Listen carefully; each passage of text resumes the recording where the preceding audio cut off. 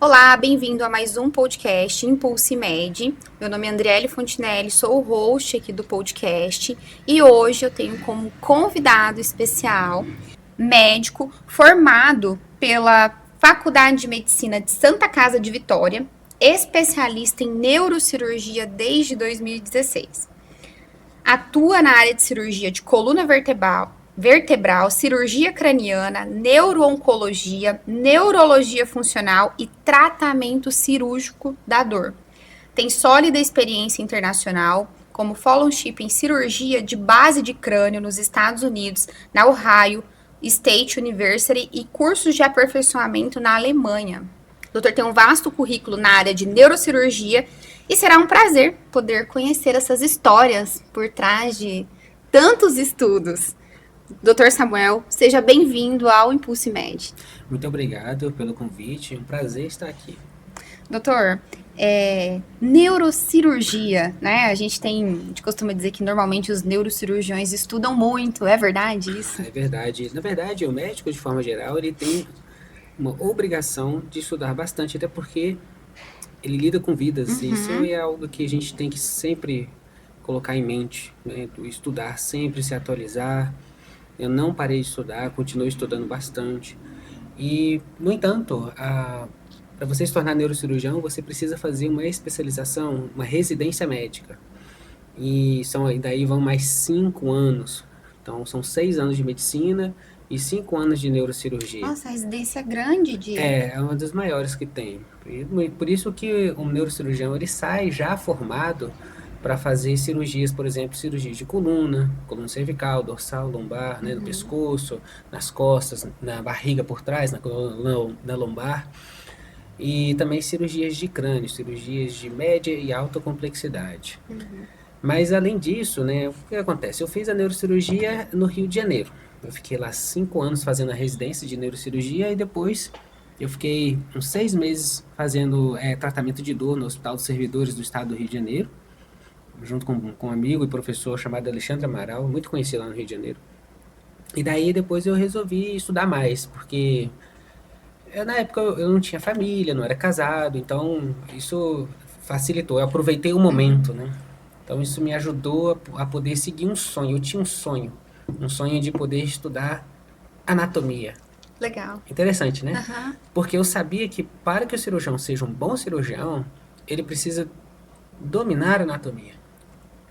Então eu tinha um sonho. Eu queria ir para Flórida, nos Estados Unidos, porque lá tinha um médico muito, assim, muito solícito em receber pessoas do mundo todo. Ele tinha um laboratório Legal. para que você pudesse estudar o cérebro em si. É algo extremamente complexo.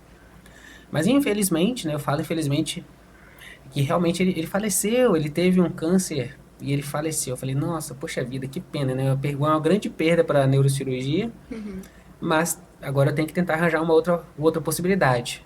Foi então que eu consegui, enquanto eu estava em São Paulo, eu consegui o contato de um médico que mora em Columbus, Ohio, lá no norte dos Estados Unidos, perto do Canadá. E daí ele me deu a permissão para poder ir lá, estudar e aprender. Então eu tive uma grande oportunidade para poder estudar, a gente chama de peças, né? Peças anatômicas, de forma que fiquei lá 1 ano e 1 mês estudando. Eu ia 5, 6, 7 vezes por semana, De forma de intensiva. forma bem intensiva, estudando, indo para o laboratório e fazendo as dissecções. Então isso me deu uma formação, um conhecimento anatômico que me gera muito respeito pela cirurgia, e a gente sempre tem que ter respeito. Só uma dúvida, assim, não sei se esse é o termo técnico, mas seria cadáver humano? Sim, cadáver humano. Aqui no Brasil, algumas coisas mudaram e impossibilitou de poder, dificultou o estudo em peças. Só que não é só isso. A questão ali também é que você tem tecnologia para poder estudar em cima do cadáver humano. E coisas que aqui no Brasil a gente não teria. Nem em São Paulo, em alguns pontos, não teria. São só em alguns cursos pontuais. Então eu consegui ficar 1 ano e 1 mês usando recursos com alta tecnologia, microscópio bom, neuronavegador, Que legal. peças para poder fazer cirurgia, tudo isso sempre simulando cirurgia. E eu acho que isso me proporcionou, graças a Deus, um crescimento profissional muito grande. Eu costumo brincar com a minha esposa, eu falo com ela, olha, essa foi uma das épocas mais felizes da minha vida. Claro, antes de te conhecer, né? Antes de te conhecer. Inclusive, eu conheci minha esposa lá nos Estados Unidos. Interessante, né? E ela é daqui de Vilhena, é por isso que eu tô aqui em Vilhena, inclusive. Gente, que mundo pequeno. Né? Às vezes que o mundo é grande. Não. Então, assim, Aí depois que eu terminei, eu fiquei 1 ano e 1 mês nos Estados Unidos e falei, bem, agora eu vou voltar pro Brasil, né? Eu não tinha intenção de morar nos Estados Unidos. Essa parte você já era médico, já Já, tinha se não. formado. Então, o que acontece? Quando eu terminei a neurocirurgia, né, já você faz a medicina, que é um pré-requisito para poder fazer a residência médica. Depois que você fez a medicina, aí o médico que quer se especializar, ele tem pós-graduação, etc. Mas o Conselho Federal de Medicina, ele meio que exige para que você diga que você tem um RQE, que é o Registro de Especialidade, que você tenha um curso que seja autorizado pelo MEC. E as residências médicas, elas são autorizadas pelo MEC. Então, eu fiz um curso de residência de neurocirurgia no Rio de Janeiro. Tem E algum durou 5 anos. pré-requisito para ir para neurocirurgia antes? Pode ir direto? Não, aí é direto. O único pré-requisito é realmente você ter formado medicina. a medicina. Então, quando eu terminei a neurocirurgia no Rio de Janeiro, aí eu sempre tive esse algo a mais, sabe? Porque eu ia muito para São Paulo, eu estava no Rio de Janeiro, eu estava naquele centro da neurocirurgia, e aí também conversava muito com o pessoal de São Paulo também. Então, eu sempre quis estudar anatomia, né? Em São Paulo tem um professor muito bom, chamado Feres, e o cara ele é muito bom mesmo, e ele meio que estimulou o aprendizado em cima disso. Então, eu consegui realizar esse sonho. Só que quando eu voltei para o Brasil, eu me introduzi numa realidade, né, que é aquela realidade quando você está fora, longe do mercado. E eu não morava em São Paulo, eu morava no Rio de Janeiro. Rio de Janeiro, 3 equipes me chamaram para trabalhar lá. Só que eu não queria morar no Rio de Janeiro, eu não me adaptei à cidade, eu acho lindo, maravilhoso, mas eu não me adaptei à cidade, então eu não queria morar no Rio de Janeiro. Você veio da onde, doutor? De qual local que você... Então, na verdade, eu sou mineiro. Ah, é? Legal. Sou mineiro, né? Mas aí quando eu tinha 2 anos de idade, meu pai foi para Vitória, Espírito Santo, que foi lá que eu fiz a medicina, na Santa Casa de Vitória, Espírito Santo. Então, quando eu terminei o curso de medicina, fiz provas de residência, alguns lugares, não fiz em vários lugares, mas eu fiz em alguns lugares, e aí eu passei em Minas e passei no Rio. Aí eu optei para ir pro Rio. Em Minas é em Juiz de Fora? Não, Não, eu tinha passado em Pouso Alegre. Pouso Alegre. Uma cidade bem bacana lá, inclusive. Mas Deus sabe o que faz, né? Porque eu tenho certeza que se eu tivesse ido para Pouso Alegre, eu possivelmente teria saído muito bem formado, sem dúvida nenhuma. Mas às vezes eu não teria criado essa vontade íntima de poder ir para fora do país e aprimorar alguma coisa, né? Teria, com certeza.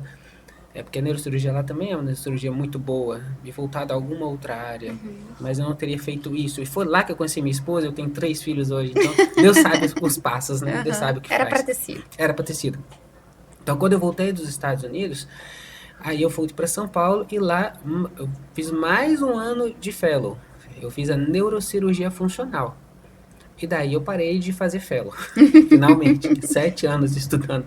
Além dos 6 anos, já estava bom. E por que foi importante ter feito a fellow? O que ela tem de diferente? A neurocirurgia funcional, ele é uma especialidade dentro da neurocirurgia que eu posso explicar da seguinte forma. Ela estuda o que está dando errado no funcionamento do cérebro. E daí você consegue intervir de forma medicamentosa e principalmente de forma cirúrgica para que o doente, para que o paciente retorne com a sua função cerebral. Legal. Isso não significa cura de doença. Isso significa retornar à funcionalidade. E eu vou citar o exemplo mais clássico da neurocirurgia funcional. A neurocirurgião funcional, ele trata a doença de Parkinson por meio de cirurgia. A gente coloca um eletrodo lá dentro do cérebro, a gente escolhe alvos, alvos são locais específicos, não é qualquer lugar dentro do cérebro que você coloca um eletrodo. Então, para isso, você tem muita conversa com o paciente, você examina. E foi isso que eu fiz muito em São Paulo. Tratamento de doença de Parkinson, de epilepsia e bastante tratamento de dor. Mas a dor eu fiz muito mais no Rio de Janeiro na época. Então, o neurocirurgião funcional, ele modula, ele controla a funcionalidade do cérebro e da medula, retornando à sua funcionalidade normal. Vou citar um caso. Pacientes que têm doença de Parkinson usam medicamento, inicialmente o tratamento é com medicamento. Mas com o passar do tempo, com o passar dos anos, pelo fato da doença de Parkinson ser uma doença degenerativa, ou seja, ela é uma doença que destrói, infelizmente, ela destrói neurônios do cérebro. E com o passar do tempo, essa destruição vai gerando consequências. Consequências. De forma que o medicamento, ele não vai exercer um efeito que ele deveria exercer. Ou ainda, o doente, ele começa a ter efeitos colaterais que ele não deveria ter mais, que não deveria apresentar. Nessa situação, nessas circunstâncias, é que o neurocirurgião funcional ele pode entrar. Porque quando você coloca um estimulador, um eletrodo, uma peça lá dentro do cérebro da pessoa, dentro do lugar correto, do alvo correto, você consegue estimular esse alvo. E aí o cérebro que estava tendo uma dificuldade de exercer a sua função, ele volta a funcionar bem. No entanto, a doença de Parkinson ela continua progredindo. Mas o que o neurocirurgião consegue fazer nesses casos? Dá uma qualidade de vida excelente para a pessoa. Em muitos casos, o paciente retorna meio que à normalidade, associado à medicação, à normalidade. Então, quais são os principais sintomas da doença de Parkinson? Existem os sintomas que são perceptíveis e existem os que não são perceptíveis. Os que não são perceptíveis podem surgir 15, 20 anos antes. Por exemplo, aquela pessoa que vive constipada, aquela pessoa que não consegue, né, fazer, o intestino não trabalha bem. Em pacientes que têm doença de Parkinson, isso aí já é observado. 10 anos antes do paciente apresentar aquela manifestação motora clássica que eu já vou citar, às vezes pode ter alteração de olfato, pode ter uma alteração do sono REM, que é uma qualidade do sono dentro das fases do sono. E aí, quando chega na fase diagnosticada? Quando apresenta sintomas motores. Que aí vem aquele clássico, né? Tremor, que por incrível que pareça, não é o sintoma obrigatório para poder se diagnosticar doença de Parkinson, mas é uma das principais queixas. Nossa. O tremor. E É a possível ter rigidez... Parkinson sem tremor. Sim, sim. Porque o sintoma cardinal, ou seja, o principal sintoma, na verdade, é o que a gente chama de bradicinesia, que significa lentidão de movimentos. Então, o paciente ele começa a ter uma lentidão de movimentos. Esse é o sintoma obrigatório. Essa lentidão de movimentos ocorre porque o cérebro não está funcionando bem a ponto de enviar comandos para os músculos. Por isso que o paciente que tem a doença de Parkinson, ele tem aquela cara que não expressa emoções, chamada de hipomimia. O nome disso é bradicinesia também. É aquela pessoa que tem aquela face que não expressa muita emoção. Também, o paciente começa a ter dificuldade de mexer o braço, ele fica mais devagar para mexer o braço, ele fica mais devagar para se levantar, que pode gerar, inclusive, um sintoma chamado congelamento. Que a pessoa simplesmente ele trava, ele quer andar, mas ele não consegue andar. Não é porque ele não quer, ele quer, só que devido à degeneração que a doença de Parkinson dá em uma determinada região do cérebro, chamada núcleo subtalâmico, ele não consegue dar aquele empurrãozinho para iniciar o movimento lá dentro do cérebro. Então, quando a gente coloca um eletrodo, por exemplo, no globo páleo interno ou no núcleo subtalâmico, que são os principais alvos, a gente consegue dar esse empurrãozinho para ele. E aí a bradicinesia pode melhorar de forma bem interessante, por exemplo. Um outro sintoma é a rigidez também, que é uma queixa muito, muito prevalente, muito frequente. Dá um podcast só de Dá, Parkinson. fácil. Fica o convite, gente. Ó, Obrigado. deixa aqui Parkinson, né? O novo podcast com o Dr. Doença de Parkinson, né? Falência, quais são as indicações de cirurgia, falência de tratamento, quais medicações se passam. Legal, dá pra fazer Bem um só interessante. sobre isso. Dá. Assim, eu poderia falar toda a vida aqui sobre isso. Dá pra ver, quando o doutor fala, dá pra ver o olho brilhando. Olivia, porque são resultados excelentes, Nunca me esqueço de um doente que participei da cirurgia, inclusive, daquela forma que se vê na internet. O paciente já colocou o eletrodo. Você aperta o botão, porque você consegue apertar um botão através de uma programadora, tipo um iPad, é um iPad, na verdade. E ele se comunica com um aparelho que fica aqui interno. É uma bateria, mas ele também gera a programação do impulso. Então você aperta o botão, ele tá tremendo, para na hora de tremer. Então eu presenciei isso algumas vezes lá em São Paulo. Eu só vi na internet. Algumas vezes em São Paulo. Então, assim, uma cirurgia que dá uma qualidade de vida para a pessoa, uma qualidade de vida muito grande. Doutor, Vilhena, então, veio através da sua esposa. Vilhena, assim, eu nunca tinha Nunca vindo pro norte do país, procurou nunca. no Google. É, E não, onde fica? onde fica, né? E eu me surpreendi, que cidade boa. Meu Que Deus, bom. eu falei com os meus, do primeiro dia que eu entrei, vim pra cá, eu visitando, né, claro, Aham. né, não vim mudando logo de início. Falei, nossa, que cidade bonita, bacana, organizada, É. trânsito bom, organizado, Flui, né? flui, né? Claro que tem seus horários, né, como toda cidade, né? Mas eu gostei muito da cidade. Porque assim, eu tô acostumado com o sudeste do país, né? Eu morei a vida inteira no sudeste, morei em Vitória 20 e tantos anos. Depois fui pro Rio, fiquei 7 anos, 6 anos. Depois eu fui para São Paulo, fiquei 2 anos e pouco. Então eu fiquei sempre no sudeste, eu me surpreendi. Aqui, cidade muito bonita, muito bem organizada. E Vilhena está crescendo. Crescendo. Vilhena crescendo. Tem hospitais aqui que permitem fazer cirurgias de alta complexidade. Então, tem o Cooperar, né? Tem o Hospital Bom Jesus também.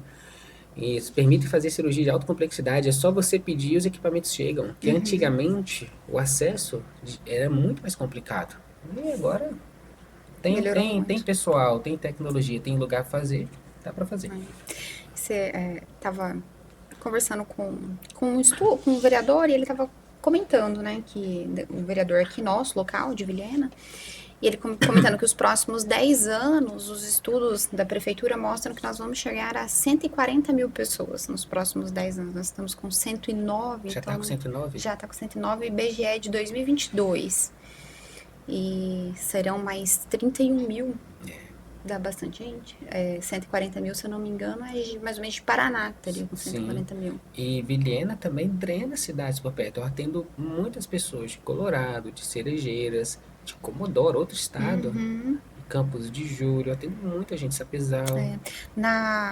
No trabalho de marketing que a gente faz na Magnética, que é a minha agência para médicos, né? A gente é especialista em clínicas e consultórios médicos.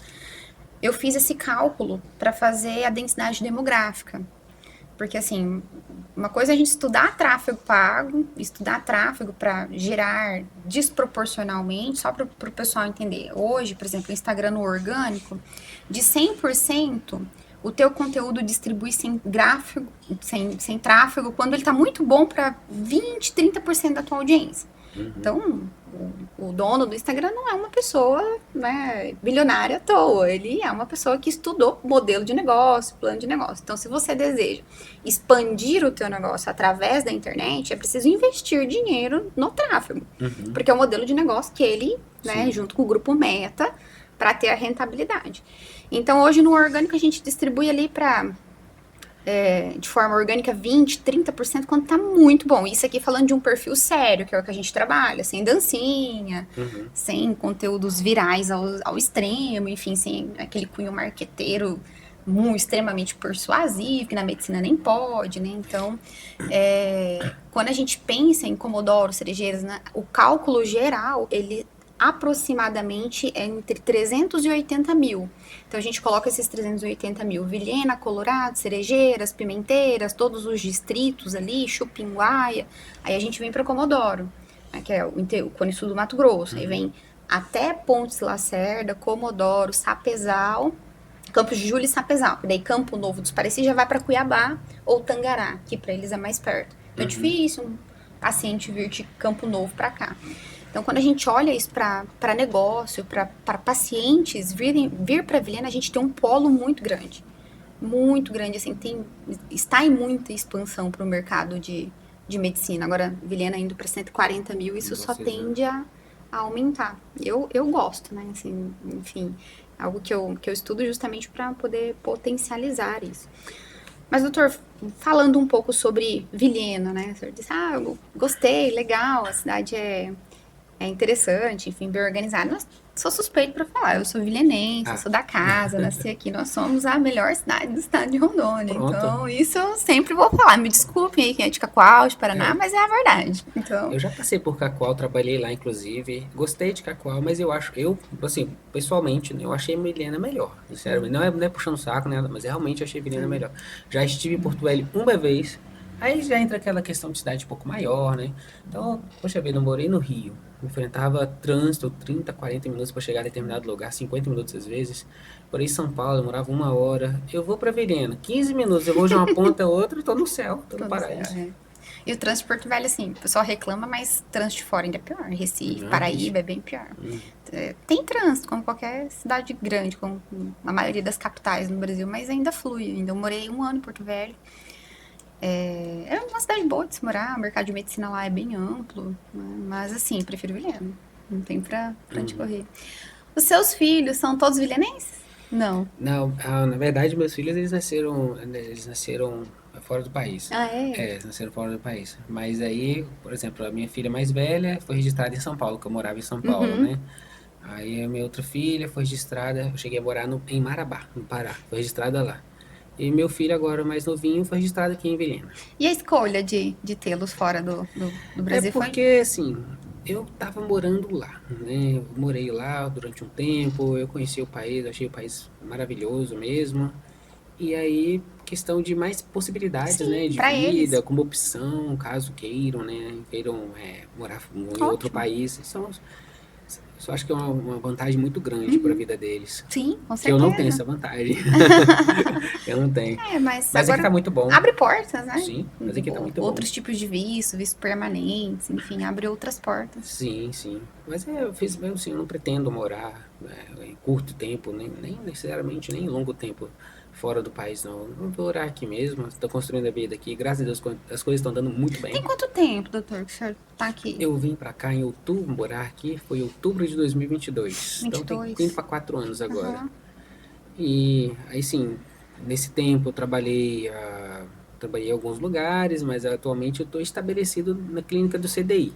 Eu trabalho lá, graças a Deus fui muito bem recebido. Eu vejo, inclusive, isso é muito importante, o pessoal lá trabalha muito bem, entendeu? Então é importante estar num lugar que as pessoas trabalham bem. Isso afeta, né? Então o pessoal trabalha muito bem, o pessoal que faz trabalho bem certinho, trabalho bem sério. E eu me inseri nesse ambiente. Estou Legal. lá, estou muito satisfeito de estar trabalhando lá, inclusive. Deixa a sua rede social, doutor, para o pessoal te seguir. Pode olhar ali para a câmera, deixa a sua rede social, seu arroba, o endereço da CDI. Meu consultório fica no CDI atualmente, tá? E se colocar Samuel Vieira Neuro, acha meu Instagram lá. Lá eu coloco alguns vídeos alguns dos procedimentos que eu faço. O último que eu coloquei, se não me engano, eu coloquei foi de uma artrodese de coluna cervical, mas já coloquei de um estimulador medular, esse foi o último. Que faz parte da neurocirurgia funcional. É um caso muito interessante, inclusive, um paciente que tinha feito cirurgia, e aí existe, infelizmente, alguns casos, quando o paciente faz cirurgia de coluna, não são em todos, pessoal, a minoria tem problema. A maioria, quando você vai no médico que sabe fazer, que se propõe fazer, fica bem. Quando bem indicado, fica bem. Então é difícil pegar esses casos. Aí você fala assim, fulano de tal teve problema. Infelizmente você conhece, mas a maioria das pessoas ficam muito bem. Então, a neurocirurgião funcional pegam esses casos que não estão dando muito certo. Infelizmente, existem casos que faz a cirurgia de coluna e o paciente continua tendo dor. Então, nesse caso, foi uma senhora cerca de 60 anos, que ela fez uma artrodese de coluna lombar. Artrodese de coluna lombar é quando você coloca parafusos para poder fixar a coluna devido a uma alteração de mobilidade. Então, quando você coloca parafuso e fixa, teoricamente, o que acontece? Melhora a dor. Só que no caso dela não foi isso que aconteceu. Ela continuou com dor e muita dor. Foi para fisioterapia. Aliás, fisioterapeutas muitas vezes fazem trabalhos fantásticos, sensacionais, sensacionais. Eu admiro demais. Eu passei por uma dor lombar incrível, assim, quando eu tinha uns 20 e tantos anos. Fiz 40 sessões, nunca mais eu tive uma dor tão importante quanto aquela. Depois eu tive um pouco de dor e tal, mas por culpa minha. Não fiz alongamento, né? Mas enfim. Então, assim, eu coloquei, no caso dela, eu coloquei um eletrodo medular, um estimulador medular. Depois que eu coloquei esse eletrodo estimulador medular, demorou, porque a gente consegue fazer programações em cima da medula. Funciona da seguinte forma. O paciente fez uma cirurgia na região lombar, lá embaixo, perto do bumbum. Continuou sentindo dor. Então, a alternativa que a gente tem é interromper esse sinal de dor que sai da coluna lombar e vai para o cérebro. Isso é neurocirurgia funcional. Como que a gente interrompe? A gente coloca uma placa que funciona como um estimulador. Ele libera uma energia e essa energia bloqueia o sinal de dor. Então, no caso dela, demorou. Fizemos várias programações. Mas chegou num ponto que ela ficou bem mesmo. A ponto de diminuir as medicações. Então, é um procedimento com uma eficácia muito grande, muito alta a eficácia dela.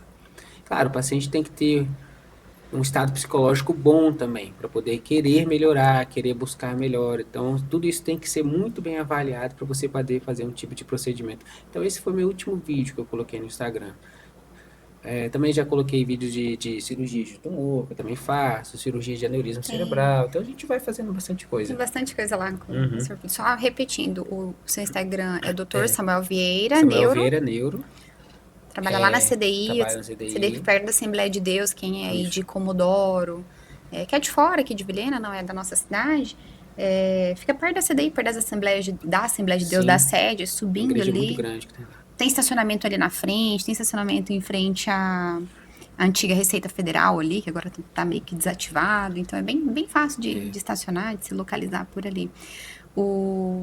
Doutor, lá no seu Instagram tem o link do teu WhatsApp também, né? Tem Para o tem um pessoal contato. entrar lá, dá Tem um pra... número de contato, então Legal. a pessoa pode clicar lá ou então pegar o número e enviar Mandar mensagem.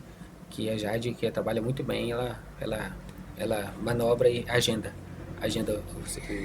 Agora, voltando aqui para cirurgias, quais as patologias que a neurocirurgia ela é capaz assim de trabalhar? Por exemplo, Parkinson, Isso. coluna, que mais? Então, uma outra interessante pergunta, porque uma outra funcionalidade da neurocirurgia funcional é tratar epilepsias.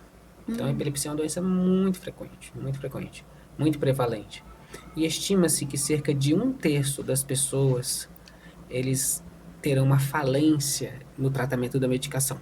1/3 é muita gente. Nossa, Então, 1/3 é muita gente. é mais da metade. Isso. Quando que a gente fala que está tendo falência, ou seja, não está funcionando a medicação? Quando você passa mais de 2 medicações. Eu pego bastante doente que quando chega para mim, ele está usando 3, 4 drogas já. Só que aí você vai, conversa, avalia, e daí você descobre muitas vezes que as drogas foram adicionadas sem ter aumentado a dose anterior. Então, por isso que acaba que a gente tem que ter muito critério para poder indicar uma cirurgia para epilepsia. Então, primeiro o aumento do droga. Esse ano eu recebi um caso assim, estava acompanhando com um colega, só que eu não sei porquê, não estava aumentando a dose dela. E daí aumentou, ela também tem alteração cerebral, mas com a medicação resolveu. Então, não aumentou a dosagem da medicação dela, eu falei, olha, é possível fazer cirurgia sim, porque ela veio perguntando para mim sobre cirurgia. Só que você ainda não tem indicação.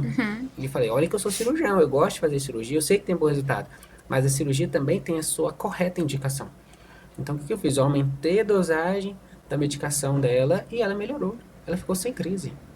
Então, ela não tem indicação de fazer cirurgia. Que legal. Pois é. Então, você indica a cirurgia quando existe um fator desencadeante visível dentro do cérebro. Você pode indicar a cirurgia. Porque qual é o objetivo da cirurgia? É a ressecção desse fator que está desencadeando. Ou ainda, quando você não identifica em exame de imagem, aí dentro do bloco cirúrgico você consegue colocar eletrodos justamente em cima do cérebro. Claro que você já fez um estudo prévio, você já meio que entende que a área epileptogênica, ou seja, o que está desencadeando a epilepsia, né, o ictus, ele está naquela determinada região, você sabe onde está a área epileptogênica, só que você não tem como retirar grandes massas de cérebro, isso não se faz. Então você coloca uma placa de eletrodos, é como se fosse um eletroencefalograma já diretamente encostado na superfície cerebral. A dúvida comum aqui, pra mim, né? Sim. Eu sou leiga em medicina, Não, lembrando, gente. Tem que carregar esses eletrodos? Tem uma forma de carregar? Como que carrega isso? Porque o eletrodo, eu entendo como se fosse uma bateria. Seria, não uma bateria, mas seria algo que é uma eletrônico. Sim, sim. Eletrodos são pequenos metais tem uma característica específica de cada metal, né? O eletrodo da cabeça, por exemplo, pode ser feito de estanho, mas o eletrodo da superfície cerebral, acredito que também seja de estanho. Só que ele é um eletrodo com uma tecnologia muito maior. E esse eletrodo, que são vários pontos de metais com uma certa ordem, tipo xadrez, né? Tem tem 1, 2, 3, 4, 5, 6 e tem ABCD, então você consegue ter a sua direção, né? Tipo 1A, 2, 5, um exemplo. Então você consegue ter uma direção quando você coloca essa placa de metal em cima, em qual ponto que está sendo desencadeada a crise epiléptica. Esses eletrodos, eles se conectam com um fio que vão até o computador do neurologista que está fazendo um eletroencefalograma exatamente naquele momento da cirurgia. Para saber onde vai. Para saber onde vai, onde está tendo a carga. Onde está tendo a carga de epilepsia. Ah, é bem aqui na área pré-frontal, por exemplo. Aí você vai lá e tenta descobrir qual região da área pré-frontal. Ou seja, quanto mais específico possível. Ah, é no giro frontal médio. Ah, tem no giro frontal médio. Aí você vai descobrindo. É aqui, pronto, é aqui que eu resseco. Quando você faz a ressecção, a chance do paciente interromper as crises epilépticas, ela é muito grande. Ela é muito grande. Mas é claro, você mantém a medicação por um certo tempo, depois você vai tirando devagar. Também, por isso que fazer a neurocirurgia em São Paulo, que foi na Unifesp, né, que é a Universidade Paulista de Medicina, foi um crescimento muito grande.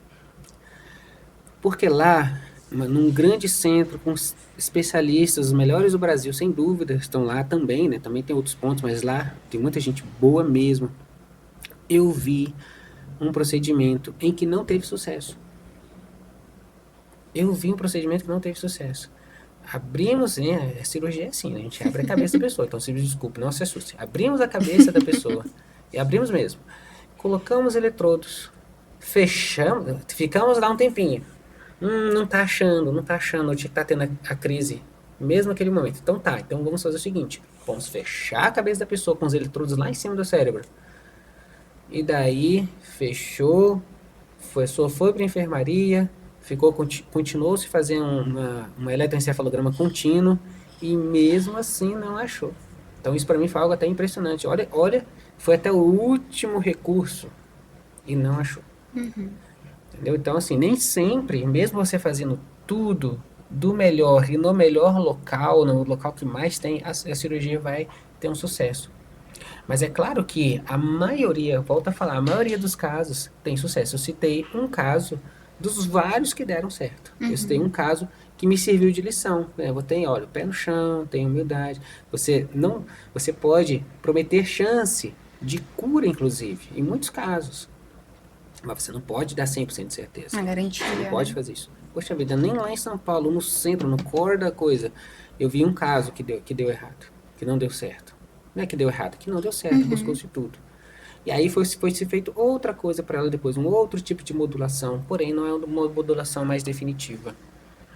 Existem outras formas, mas não a mas mais aí já definitiva, não é igual mais a que definitiva, você né? faz. Ela continuou naquela época, depois eu saí de São Paulo, né? Continuou naquela época tendo crises. É porque, pelo que eu entendi, a neurocirurgia, ela funcional, ela, além de ser mais permanente, né?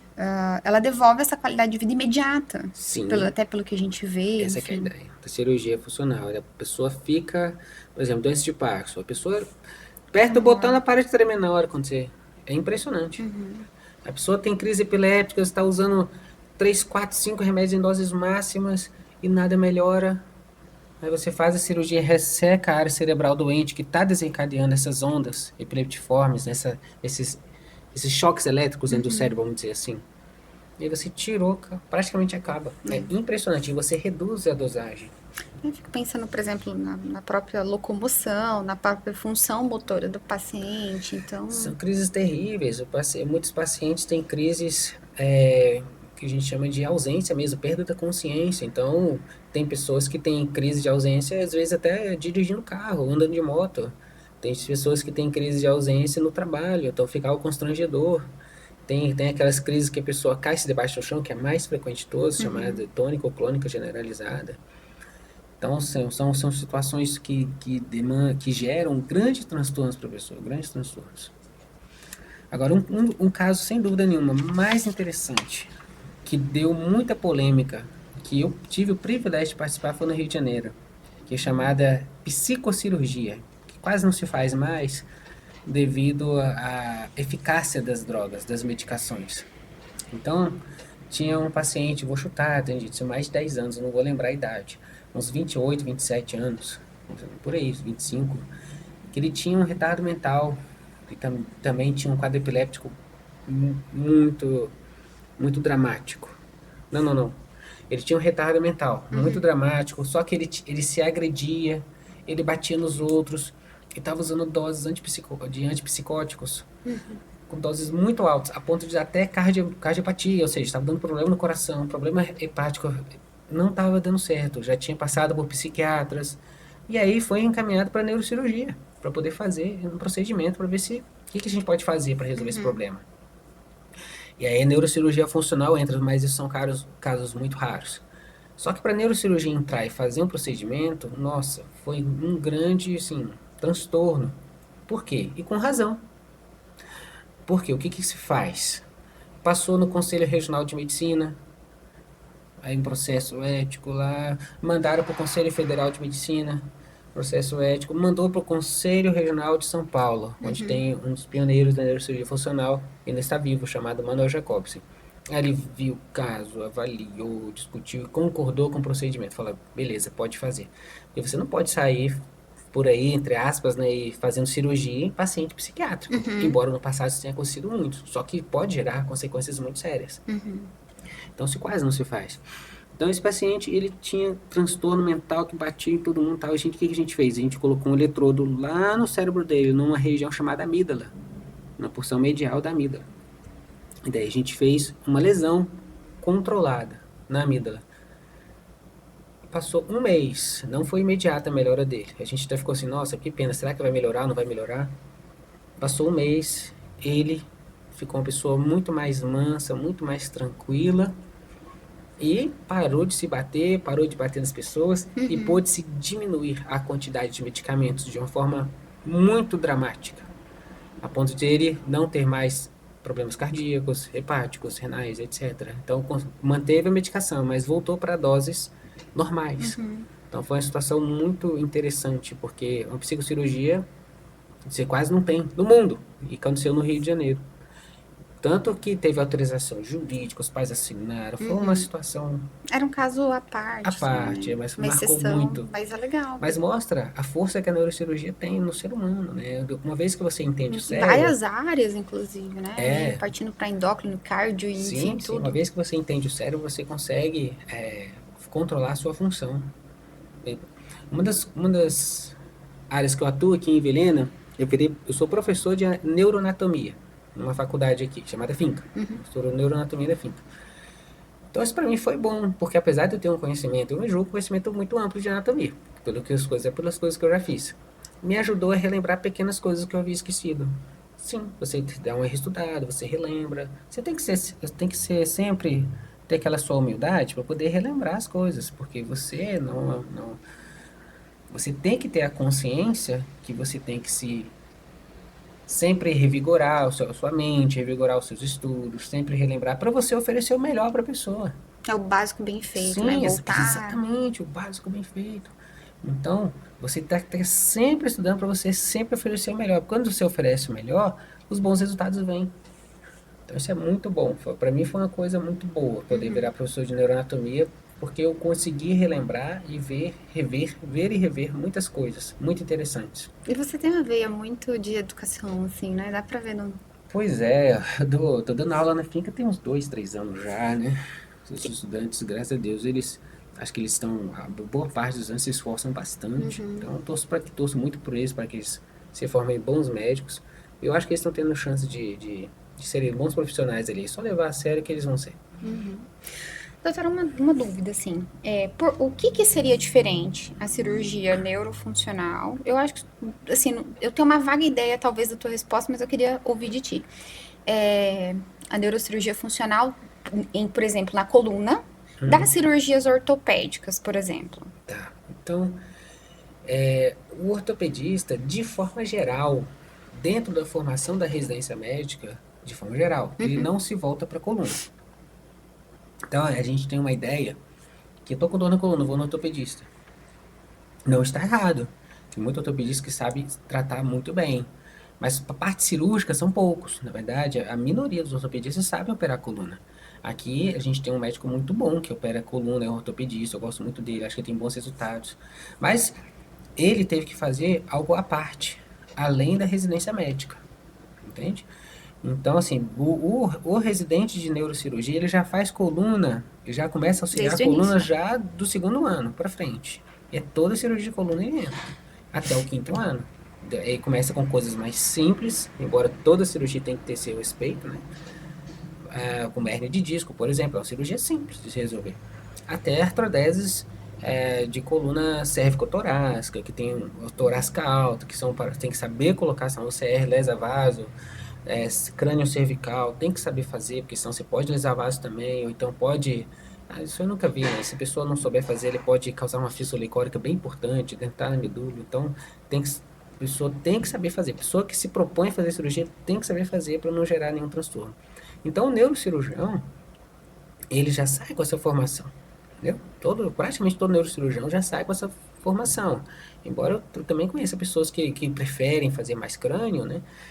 Mas a rigor, dentro da neurocirurgia, a residência, ela leva ao entendimento do neurocirurgião de fazer cirurgia de coluna. Então, essa é a diferença. Mas, eu, por exemplo, acabei de citar, tem um ortopedista aqui muito bom que opera muito bem. Opera muito bem coluna também. Então, modéstia à parte, eu acho que eu tenho bons resultados, eu opero bem, ele opera bem. Então, assim, vai. A gente vai construindo, né, essa rede de saúde É que juntos. assim, tem as suas particularidades, por exemplo, né? Que eu vejo, o senhor falou, da parte de neurologia desde o início da formação, porque é uma especialidade da própria residência, enfim. É uma Mas particularidade. dentro da residência de neurocirurgia, inclusive, você vê 6 meses a um ano de neurologia. Eu vi um ano de neurologia. Então, me deu também um suporte muito bom dentro da neurologia. Embora eu tenha plena consciência que minha área, minha profissão é neurocirurgia. Então, meu conhecimento de neurologia não se compara, não se pode Que é uma comparar. pergunta muito boa, a diferença de Sim, neurologia qual a para diferença de neurocirurgia. neurologia e neurocirurgia? Neurocirurgia estuda doenças que são voltadas para a cirurgia. Aí tem cirurgia de coluna, lombar, cervical, dorsal, tem tumores de medula, tumores de nervos periféricos, tumores de cabeça, tem vários tipos, vários tipos. Pessoas que têm dor na coluna. Eu recentemente fiz inclusive uma neuralgia do trigêmeo, o paciente ficou bem da dor, sabe, ficou sem dor. Então assim, a gente consegue colocar, por exemplo, uma agulha, não é nem cirurgia, é um procedimento intervencionista. A gente coloca uma agulha por aqui, do lado da boca, chega lá no foramelval, né, perto do cérebro, e aí a gente comprime um nervo chamado trigêmeo, Gente, que legal. e a pessoa fica sem dor, entendeu? Então, isso também é neurocirurgia funcional. Então, assim, a neurocirurgia também opera crânio, faz aneurisma cerebral, e fica nessas áreas, tá? A neurologia já fica com aquelas doenças que não necessitam de intervenção cirúrgica. E são doenças, muitas vezes, muito complexas. E de forma muito humilde eu falo, olha, eu tenho meu limite na neurologia. Se eu pego um caso muito complexo, eu passo para o neurologista, nem penso duas vezes. Nem penso duas vezes. Eu passo para o neurologista, pode atuar, porque eu não sou o mais indicado. Porque quando eu me proponho fazer algo, eu domino o assunto. Agora, se a pessoa chega para mim, olha, eu suspeito uma doença neurológica que não é neurocirúrgica, eu falo assim, olha, eu não domino esse assunto, então não é nem justo. Inclusive, muitas vezes eu devolvo o dinheiro, já aconteceu algumas vezes, eu devolvi o dinheiro. Não No é início da aqui. conversa, fala, não é aqui, você pega o seu dinheiro, vai no total, no total. Que eles são bons, eles vão te tratar muito melhor do que eu nesse seu caso. Entendeu? Agora, claro, quando chega um doente neurocirúrgico, eu capto o doente. Eu faço, eu resolvo e trato o doente. O que o Hospital Cooperar, o senhor citou no início do podcast, o que ele trouxe de mais importante para essa área de cirurgia aqui no nosso estado? Bem, essa pergunta é fácil de responder. Eles trouxeram uma qualidade que não tinha em Vilhena, essa que é a verdade. Não tinha em Vilhena essa qualidade. Né? Tinha um hospital muito bom aqui, estava de levantamento muito bom, mas o Hospital Cooperar ele trouxe uma qualidade muito superior, inquestionável. Então, o Hospital Cooperar ele trouxe tecnologia para você poder fazer procedimentos de alta complexidade dentro da neurocirurgia. E aí você tem um suporte de UTI, que isso é extremamente importante, porque se neurocirurgia de alta complexidade, por melhor que ela tenha sido feita e realizada, o próprio manual de neurocirurgia, nós temos um manual, livro, que segue literatura, sugere que o paciente fique em UTI. Então, nós temos esse respaldo com médicos excelentes que tem lá no Cooperar. Então, a gente tem confiança, trouxe tecnologia, trouxe local, trouxe confiança para se fazer procedimento com pessoas que sabem o que estão fazendo dentro do TI, que isso faz muita diferença. Então, quando o Cooperar chegou, abriu-se portas para se fazer cirurgias que antes aqui não fazia. Não fazia cirurgias aqui. Então, a gente consegue fazer absolutamente qualquer tipo de cirurgia dentro da neurocirurgia. Só a neurocirurgia pediátrica que a gente não faz. Né? Até porque existe o neurocirurgião pediátrico. Eu faço algumas coisas de neurocirurgia pediátrica. Se chegar um caso muito complexo de neurocirurgia pediátrica, eu vou encaminhar para o neurocirurgião pediátrico. É aquilo que eu te falei. As coisas que eu domino, que eu falo que eu faço muito bem feito. Agora chegar uma lesão. Se for uma lesão superficial, eu faço. Uma válvula a gente tem que saber fazer. Agora, lesões muito profundas, é interessante passar com o neurocirurgião pediátrico, sem dúvida nenhuma. Grandes deformidades, já fiz deformidade de criança, de crânio de criança. Com bons resultados, tem foto no celular aqui. Mas deformidades que tinham síndrome de Cruzon, por exemplo, que é o síndrome que gera grandes deformidades na face, eu já prefiro passar para o neurocirurgião pediátrico, que vai fazer uma cirurgia junto com outro especialista chamado bucomaxilo, que é um dentista. Então, assim, eu sei o meu lugar. Então, agora, o Hospital Cooperar, ele trouxe muitos recursos para que a gente possa usar as técnicas que foram aprendidas fora do país, São Paulo, a gente pode trazer tudo para cá. E traz mesmo, porque você pede, ó, quero um aspirador ultrassônico. Tá, 2, 3 dias tá aí, tá ali, pronto. Você pode fazer a cirurgia rápido, do tumor, tá? Você pode fazer a cirurgia de tumor que tá ali. Só quero clipar o aneurisma aqui, 3, 4 dias se quiser, ou até antes, em caso de urgência, você consegue até antes, no dia seguinte você consegue, em caso de urgência e emergência. Agora, cirurgias programadas eletivas, se eu quiser programar para 2, 3, 4 dias depois, eu consigo, sem problema nenhum. Então, a gente tem recursos para tratar cirurgias de urgência, emergência lá. Não sinto falta. Eu não vi, dentro do que eu preciso, eu vi diferença. Em hospital lá em São Paulo e aqui, quando a gente pede. Quando a gente pede. E vem. E vem, exatamente.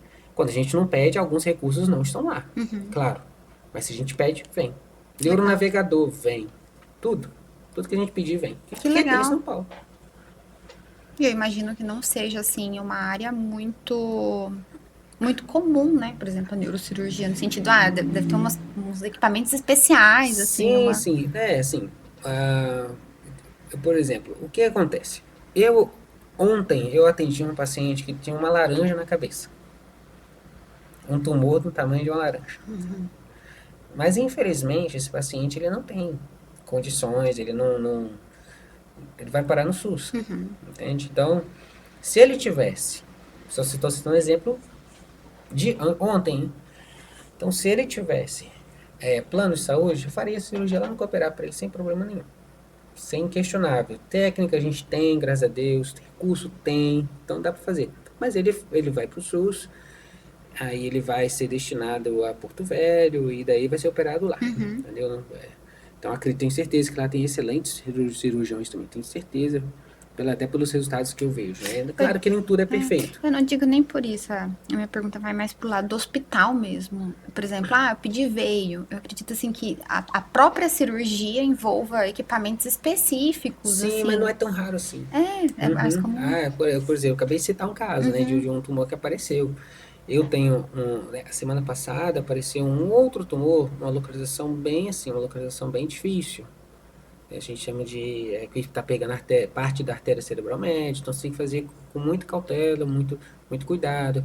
E aí ela estava acompanhando em outro estado, aí o médico lá falou para segurar, falou com ela que não tinha crescido, tinha espalhado. Eu falei, não, mas você espalhou, cresceu, só cresceu para o lado. E ela estava tendo alteração hormonal. Por quê? Porque esse tumor, ele pegou a hipófise. Entendeu? A hipófise é uma glândula que nós temos dentro da nossa cabeça que produz diversos hormônios. E ela estava com alteração hormonal. E aí eu falei com ela, olha, vamos fazer o seguinte, passa com o endocrinologista, tá vendo? Mais uma vez, eu encaminho, eu sei o meu lugar. Passa com o endocrinologista, veja o que ele fala sobre isso para você, tá? Mas eu acho que, pelo que eu tô vendo aqui, existe uma possibilidade de você ter que fazer algum procedimento cirúrgico. Então, mas passa com ele, depois você passa comigo, traz resultados, traz opinião, traz um laudo dele para mim, aí a gente conversa. Então, as coisas vão aparecendo, vão surgindo. E se a gente pedir o recurso vem. Doutor, tem algum mito na neuro? O pessoal, você escuta muito, fala, não, isso aqui é mito. Nossa, das cirurgias de coluna. Ah, o paciente fez cirurgia de coluna, não está conseguindo nem andar. Pessoa fulano de tal fez cirurgia, não está conseguindo nem andar. Isso é mito. Primeiro que, assim, eu realmente acredito que com as pessoas que se propõem a operar, eles têm que saber operar. Eu realmente acredito. Eu não consigo imaginar outra situação fora essa. Não consigo. E as pessoas falam assim, ah, ele operou a lombar e ficou sem andar. É impossível. Eu te falo que é impossível. Mesmo pessoa que não sabe fazer. Por quê? Porque na lombar você não tem medula mais.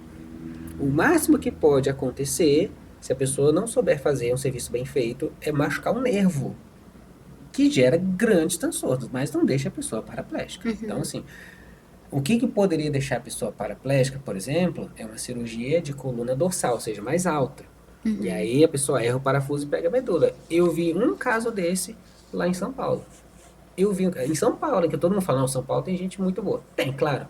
Mas é igualzinho, como todos os lugares. Vai ter gente boa, vai ter gente não tão boa assim. O que vai determinar se a pessoa é boa ou não? O quanto é que ele se dedicou, quanto que ele estudou para poder fazer o procedimento que ele propôs. É isso. Não existe, não é propaganda, igual você citou, né? Gente fazendo dancinha, isso. Não caiam nisso. Não caiam em propaganda assim. É a sua vida que tá em jogo. Olha o currículo da pessoa. Procure saber. Dá uma olhada no currículo da pessoa. Veja se ele tem gabarito. No próprio site do conselho, Sim, vai. dá para procurar. Procura. Veja se tem RQE, por exemplo. Né? Além do RQE, o que ele fez a mais? Dá uma olhada. Dá uma olhada. Isso conta muito. Isso conta muito. Então não vai em mídia, somente em propaganda. Claro que propaganda é extremamente importante, mas toma cuidado com. Olha, pelo menos olha o currículo da pessoa. Olha o que ela fez na vida e você começa a te dar confiança. Porque isso é perigoso. Vários casos, né? Por aí afora. Vários casos que a pessoa vai na propaganda, o médico faz um procedimento e dá errado. Então tem que tomar muito cuidado com E o isso. importante de pesquisar, agora lá em Goiânia, teve um médico que foi preso por não ter CRM. Ele falava Ele não que ele era era, médico, ele era não falso era médico, médico. era um falso médico. Então, é muito, isso é o que você falou, né? E é muito bacana isso que você faz. Que você fala assim, olha, a gente é uma empresa séria. A gente leva conteúdo sério. Então isso gera até uma credibilidade para quem está vendo a sua propaganda. Então isso é muito importante. Você não vai fazer propaganda, por exemplo, a quem, às vezes, por exemplo, você não faria propaganda para um falso médico, Não. falando que ele é médico. Jamais. Tá vendo? E essa pessoa se promoveu de jeito tão bom que ele conseguiu enganar várias pessoas. Inclusive, e gerou transtorno, né? Inclusive, até próprios médicos, mas que têm uma cultura muito diferente da agência, né? Por exemplo, às vezes gosta de alguns conteúdos mais persuasivos ou vão contra as regras do Existem CRM, a regras. gente também não atende. Foi atualizado recentemente essas A regras. gente não atende porque não, assim, as regras existem porque são necessárias. Então, você tem duas escolhas.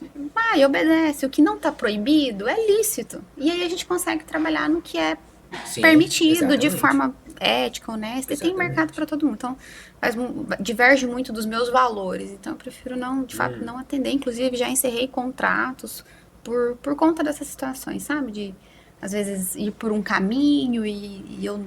Não que eu não concorde, mas não é o meu... Não é meu jeito de trabalho. Para mim, não vale a pena. Enfim, não é só o meu negócio, né? É Sim. meu nome também, é aquilo que eu acredito. Então, cirúrgico é uma situação muito séria. Pode dar muito certo, mas também pode dar muito errado. Se você cai na mão de quem só dá prioridade de fazer propaganda e não tem bom resultado, né? Não se dedicou, vai ter problema. Isso é certeza, vai ter problema. É por isso que eu sempre falo que, por exemplo, assim, a internet, ainda bem, nos últimos 3, 4 anos, isso principalmente ali depois da pandemia, se intensificou muito bons profissionais estarem lá. Porque a internet ganhou, né? Esse charlatanismo que veio aí do Instagram, enfim, das redes sociais, veio porque no início tinha muito disso. Muita dança, muita coisa assim que às vezes não batia muito com os princípios do médico, né? Eu digo nem dos médicos que faziam dancinha, não. Eu digo de outras profissões, enfim. Isso vai muito sobre a pessoa. Então começou assim.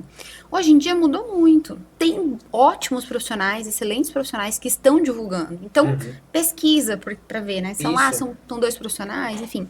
Também é um espaço para quem ainda não se posiciona, se posicionar. Eu tenho uma frase que eu gosto muito, que eu trago, essa frase é minha, eu até brinco, né? Porque essa frase é minha, eu vou patentear. Que é assim, se você não se posiciona, você vai ser posicionado por outra pessoa. Então, é melhor você se posicionar como um profissional ético que está ali fazendo um trabalho de responsabilidade do que deixar, às vezes, um mercado para outra pessoa. Porque não é só sobre escalonar, sobre aumentar a clínica, mas é sobre levar também conhecimento para as pessoas, porque isso salva vidas e vira um propósito, né? De levar, divulgar o seu trabalho de forma, olha, os alunos lá da faculdade, eles podem seguir um bom exemplo também, para que isso né, enfim, se ganhe cada vez mais isso. Eu acredito assim, eu dou palestras nas faculdades, né, na Finca, no Uninasal, para os alunos, eu falo muito sobre isso, sobre eles irem, tem que fazer RQ? Tem, gente, vai lá, faz, estuda, paga 2 anos, cumpre sua etapa, né, e depois você volta como profissional, capacitado, estudou, são todos jovens, tem um mercado gigante pela frente, então não pule etapas. Tem que aproveitar esse momento da vida, porque a grande realidade é que quando você casa e tem filho, as coisas realmente são mais complicadas um pouco para que você se espelhe. Não impossibilita, mas fica mais difícil, porque, por exemplo, você vai fazer uma especialização. Vilhena, no caso da neurocirurgia, Vilhena não tem nem neurocirurgia. Mas Né? Então, Rondônia tem, acho que tem em Porto Velho, se eu não me engano, tem. Uma vaga por ano, se eu não me engano. É bem pouco. Então, assim, você quer fazer uma especialização, você vai ter que se mudar. Aí você vai pegar a sua família inteira, vai se mudar, vai ganhar mal, Sim. porque o residente ganha muito mal. Então, às vezes é interessante até você trabalhar um pouco. Eu fiz isso, eu trabalhei um ano e pouco, juntei um dinheiro, fiz a prova, e aí consegui. Mas me ajudou demais, ganhava muito pouco. Eu morava no Rio de Janeiro, então as coisas não são Custo de vida baratas. alto. A minha sorte é que eu morei do lado do hospital, que eu fiz a residência médica, do lado do hospital. Inclusive tinha a polícia direto lá. Infelizmente, aquilo que a gente vê na internet é a realidade na televisão. Eu presenciei, eu vivi isso. Quase todo dia eu vi tiroteio, quase todo dia. Então, muito triste a situação. É um dos motivos, inclusive, que não me levou a morar no Rio de Janeiro. Não. E assim, a galera é jovem, né? Os alunos da faculdade, Boa a parte maioria são Boa jovens, parte são. mais de 50% são bem Eu jovens. sempre incentivo. No primeiro dia de aula eu falo, olha, eu vou mostrar meu currículo aqui para vocês, até uma forma de incentivar o caminho, mostrar o caminho que o médico pode trilhar. Aí eu falo, e não deixem, eu sempre falo, não deixem de fazer residência médica, não deixem de fazer residência médica. Você se especializando, você vai ser um diferencial. Você não se especializando, infelizmente a grande realidade é que está tendo muito mais médico, então você vai ser mais um. Não importa se você é muito bom dentro do que você vai ser mais um. Claro que você pode ser diferenciado, a gente tem que ser sempre diferenciado, estudar, lutar. E não significa que você vai ser médico ruim, claro que não. Só estou falando assim, que você tem que ser diferenciado. Aí uma das formas que você tem de se diferenciar é se especializando. Vou deixar um recado aqui para vocês. De médico cirurgião vascular, Dr. Welder Nascimento. Ele é angiologista e cirurgião vascular, atendendo na cidade de Vilhena, Colorado e Cerejeiras. Então, se vocês assistem o podcast dessa região, saiba que aqui na cidade de Vilhena tem um especialista, cirurgião vascular, que atende lá na clínica CDI. Inclusive, trabalha junto com o Dr. Samuel. Você que precisa melhorar o aspecto estético, funcional, intervenção cirúrgica, varizes, trombose, entre em contato. Vou deixar aqui para vocês o QR Code. Então, tá na mão, basta pegar o celular, escanear o QR Code e entrar em contato com a Cristiane, que é secretária do Dr. Welder. Doutor, por vários momentos você falou assim, graças a Deus, né? Você tem fé? É uma pessoa religiosa? O que você acredita sobre essa questão? Bem, quanto mais eu estudo, mais eu consigo ver que é muito pouco provável que o ser humano tenha vindo do nada. É muito complexo. Mas é porque é complexo que você arranja uma explicação milagrosa? Não. Porque a complexidade ela é tão grande, tão tamanha, que torna-se improvável que não haja um criador. Mas não só dentro dessa questão lógica, também realmente vem a questão de fé espiritual. Eu acredito muito em Deus, eu sou cristão, acredito em Jesus Cristo. Frequento igreja. Quando eu posso, em muitos casos, eu dou aula na frente, estudo a Bíblia, leciono. Que legal. Incentivo os meus filhos a irem. Eu acho que, assim, cada um com sua religião, com sua crença, mas eu realmente acho que esse é um bom caminho. E para quem não acredita, às vezes vale a pena dar uma chance. Às vezes vale a pena dar uma chance. É só você observar os padrões de... Ninguém é santo, né? Mas só você observar os padrões de vida de quem é cristão. E se você se identificar, gostar dos padrões de vida, dê uma chance. Dê uma chance para Jesus poder influenciar a sua vida. Se você, pelo menos experimente, para você poder falar se isso é realmente algo que existe, que eu acredito profundamente que existe, ou se isso aí é só mais um mito. Mas pelo menos se dê a chance, ó, você não vai se arrepender. Pelo menos em experimentar o estilo de vida. Eu gostei da resposta. Eu falo isso pra minha irmã, né? Ela fala, falando sobre fé, e eu sempre falo isso pra ela. Eu falo, o mundo parece ser tão grande pra não existir nada. Né? A dimensão, você usou o corpo, o exemplo que eu falo pra ela é do mundo, né? Planetas, as coisas funcionam tão perfeito. Um centímetro da gravidade você já não poderia, né? Sim, pequenas variações tornariam a vida improvável, né? Pequenas variações. Então, tudo foi feito. Nós estamos dentro da astronomia da zona habitável, né? Poxa vida. Aí se pesquisa, olha para diversas estrelas. Existem mais estrelas. Já se sabe que existem mais estrelas no universo do que grãos de areia na Terra. Já se sabe disso. Estrelas, nós estamos falando de estrelas. Não estamos falando de planetas Que que envolve, estão então. em volta das estrelas. Então, isso já é conhecido. Acredito que tem 10, pelo menos 10 vezes, se eu não me engano, né? Eu que gosto um pouquinho de astronomia, fico olhando, né? 10 vezes mais estrelas no céu do que grãos de areia na Terra. Gente, mas que grandiosidade é essa? Isso veio do nada. Infinito, Isso né? veio de uma explosão. Não, não bate. Não bate. A gente olha pro céu e vê aquele monte de estrela. Não Meu bate. Deus, é muita coisa. É. Doutor, falando ali sobre epilepsia, dores na coluna, Parkinson, qual que é o momento em que o tratamento medicamentoso às vezes não tá legal, que é necessário uma intervenção cirúrgica? Bem, vou falar então um pouquinho de dor de coluna. Existem os critérios para se fazer cirurgia. Os critérios maiores é quando existe risco de machucar a medula. Interessante, eu estou tendo muitos casos recentes. Graças a Deus pelo trabalho. Eu atendi uma senhora, seus 35 a 40 anos, eu não me recordo. E ela chegou para mim dizendo que estava tendo uma sensação de choque. Sensação de choque no corpo. Sensação de choque. Falei, nossa, é mesmo? É. E aí, às vezes eu sinto umas dormências em algumas regiões do meu corpo, mas vai e passa. Aí eu pensei, bem, vou pedir ressonância de coluna cervical dela. Tem uma hérnia lá, uma hérnia cervical que está tocando a medula dela. Mas está tocando de um jeito que está até possivelmente comprimindo em alguns momentos a medula dela, que isso é possível, gerando um sinal chamado sinal de Lhermitte. Lhermitte é como se a pessoa tivesse um choque no corpo. Só que ela não tem déficit motor. Então eu fui examinar ela, né? Fui examinar. Ela tem sinais como hiperreflexia, que é um reflexo muito exacerbado. Isso me sugere lesão medular ou possível sofrimento medular. Ela tem hiperreflexia de bíceps, de pronador. Ela tem hiperreflexia de patela, que é aquele, né, famoso Bate o joelhinho, batida no joelho martelinho. e a pessoa estica a perna. Dela é exacerbado. Então tem que examinar a pessoa, né? Tem que examinar bem a pessoa. E aí para ela eu falei, olha, não tem, nesse caso, né, não tem fisioterapia. Fisioterapia ajuda para muitas coisas. Eu sempre explico para a pessoa, a fisioterapia ajuda para muitas coisas.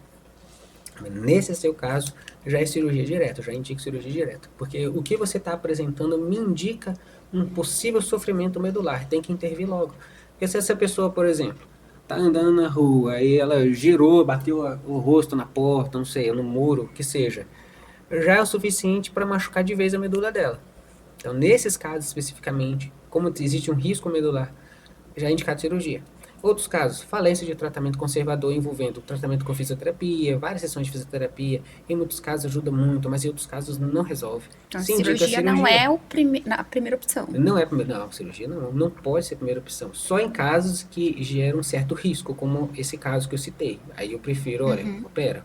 Até porque, na verdade, Mais ela já específico, tem né? sinais de sofrimento medular. Então, hiperreflexão é um sinal de sofrimento medular. Pessoas que têm déficit motor, né? A pessoa chegou aqui com uma fraqueza na perna, fraqueza de esticar o pé. Opa, tem uma coisa errada aí. Você faz a ressonância, tem uma baita de uma hérnia foraminal lá, pegando um nervo que vai suprir o pé. Já indica cirurgia direta. Então, estou citando casos que se indica cirurgia direta. Casos que não se indica cirurgia direta. Já fez fisioterapia, estava iniciando a falar, né? Fez fisioterapia, não melhorou, fez diversas sessões, usou diversas medicações e não melhorou. Então, sempre de acordo com isso. Do jeito que eu estou te falando, é o jeito que está escrito no livro. Daí, nesses casos, você pode indicar cirurgia. Mas existe um recurso que você pode fazer muito antes, inclusive, de fazer fisioterapia, que a gente chama de infiltração. A gente literalmente faz uma injeção direto no nervo. E aí a pessoa fica sem dor. Basicamente assim, ajuda bastante, mas não impede a pessoa de fazer fisioterapia. Olha, agora que você está praticamente sem dor, você vai lá e faz fisioterapia.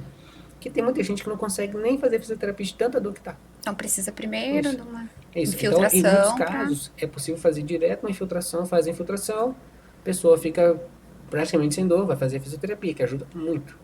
E analgesia e tal. Passou alguns meses, não está melhorando, aí você estuda o caso de novo, e aí, sim, dependendo do caso, você pode indicar cirurgia. Então, a dor na coluna meio que segue esse fluxo. Tem os sinais de alarme, quando existe um risco de uma sequela grave. Não são muitos casos, é a minoria, na verdade.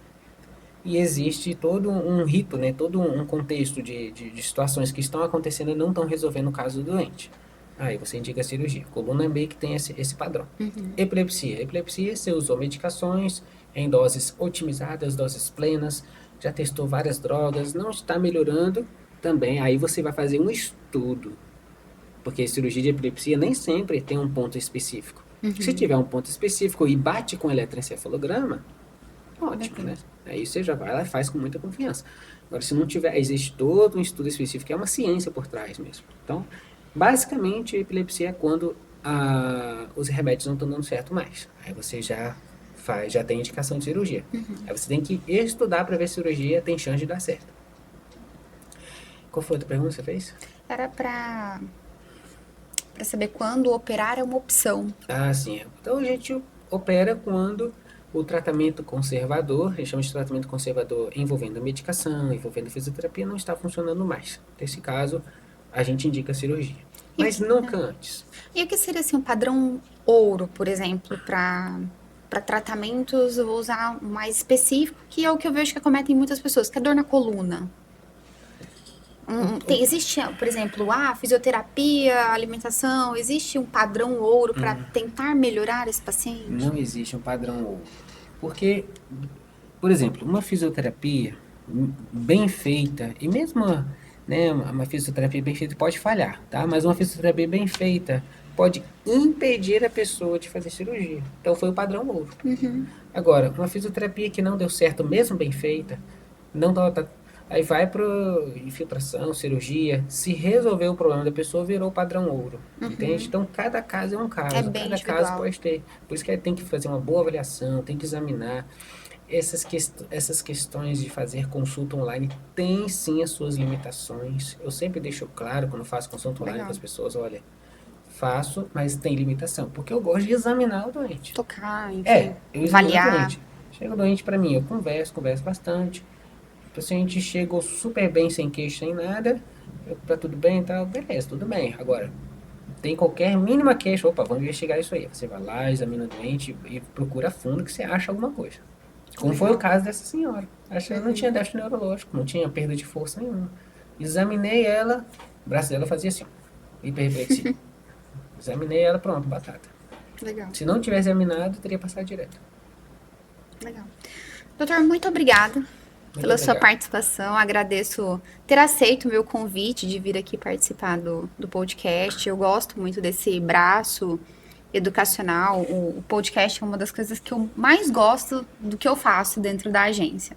Porque é um contato que a gente tem maior e leva conhecimento para as pessoas sobre medicina.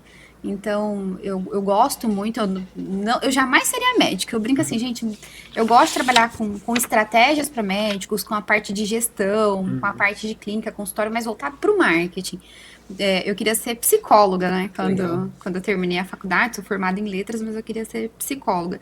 Mas eu gosto disso aqui, sabe? De levar conhecimento para as pessoas, de estar extremamente importante. De estar no digital, mas estar assim, olha, o trabalho do doutor é sério. Existe uma forma de você ser empresário, ser médico de forma respeitosa, de forma que as pessoas te conheçam e você possa, de fato, salvar uma vida através do digital também. Sim. Então, agradeço. Eu que agradeço o seu convite, estou à disposição, tá? Muito obrigado, eu achei o seu podcast fantástico, um modelo excelente. E eu que sou grato pelo convite. Estou à disposição para outros convites, tá bom? Vamos focar em Parkinson, às vezes Vamos. coluna. Deixem aqui, gente, nos comentários o que vocês querem pro próximo episódio. Até mais, boa noite. Boa noite.